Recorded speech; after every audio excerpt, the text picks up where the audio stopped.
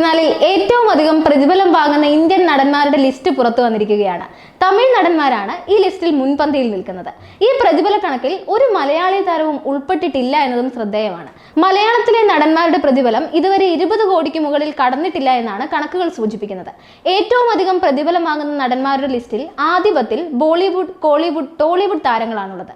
ഷാരൂഖ് ഖാനാണ് ഈ ലിസ്റ്റിൽ ഒന്നാമതുള്ളത്.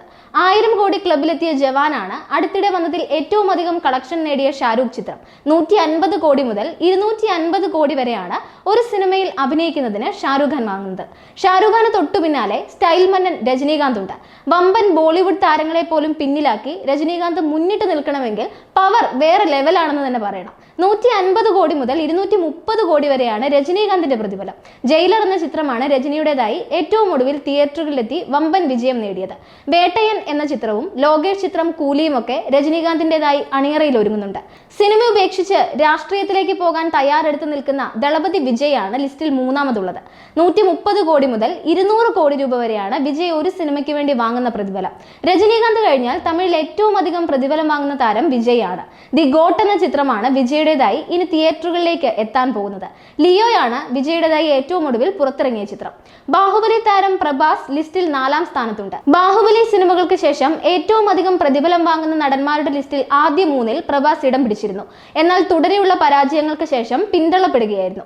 വരാനിരിക്കുന്ന കൽക്കി 2898 AD വൻ വിജയമായാൽ ഈ ലിസ്റ്റിൽ മുന്നിലേക്ക് പ്രഭാസ് എത്തിയേക്കും. 100 കോടി മുതൽ 200 കോടി വരെയാണ് പ്രഭാസിന്റെ പ്രതിഫലം. 100 കോടി മുതൽ 175 കോടി വരെ പ്രതിഫലം വാങ്ങുന്ന ബോളിവുഡ് പെർഫെക്ഷനിസ്റ്റ് ആമിർ ഖാനാണ് 5ാം സ്ഥാനത്തുള്ളത്. 6ാം സ്ഥാനത്തുള്ള സൽമാൻ ഖാൻ ഒരു സിനിമയ്ക്ക് വേണ്ടി വാങ്ങുന്നത് 100 കോടി മുതൽ 150 കോടി വരെയാണ്. സൽമാൻ ഖാന് തൊട്ടു പിന്നാലെ കമൽഹാസനുമുണ്ട്. 150 കോടി വരെയാണ് കമൽഹാസന്റെയും പ്രതിഫലം. 100 കോടി മുതൽ 125 കോടി വരെ പ്രതിഫലം വാങ്ങുന്ന അല്ലു അർജുനാണ് ഈ ലിസ്റ്റിൽ 7ാം സ്ഥാനത്തുള്ളത്. തെലുങ്ക് സിനിമാ ലോകത്ത് ഏറ്റവും അധികം പ്രതിഫലം വാങ്ങുന്ന താരങ്ങളിൽ ഒരാളാണ് അല്ലു അർജുൻ. 60 കോടി മുതൽ 145 കോടി വരെ പ്രതിഫലം വാങ്ങുന്ന അക്ഷയ് കുമാറും ഈ ലിസ്റ്റിലുണ്ട്.